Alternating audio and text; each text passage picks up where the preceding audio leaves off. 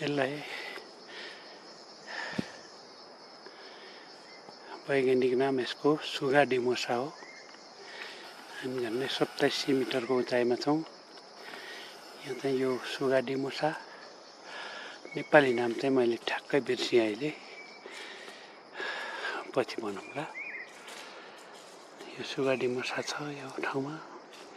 त्यसपछि त्यो गोब्रेसल्ला छ, यो पनि सुगा डिमोसाको तपाईँहरू यो यसको डाँठ हेरेर चिन्न सक्नुहुन्छ।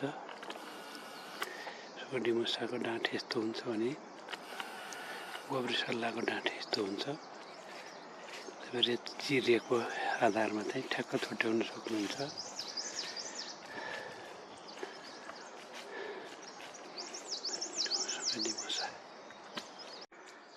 हामी अहिले 3200 मिटरको उचाइमा छौँ र यो एक प्रकारको गुराँस प्रजाति हो। यो चाहिँ झाडी प्रजाति। यहाँ जङ्गलै देख्नुहुन्छ। यो दायाँ बायाँ यो गुराँस छ ठुलो, यो चाहिँ लाली गुराँस हो। अनि यहाँ सानो सानो जङ्गल, यो गोब्रेसल्ला सिल्भर फिरको जङ्गल हो। यो चाहिँ हुर्किँदै गरेको साना साना पोथ्राहरू छन्। यो चाहिँ अहिले फुलिसकेको छैन। यसको फुल चाहिँ प्याजी रङको हुन्छ। यसलाई रोडोडेन्ड्रन लेपिडोटम भन्छन्।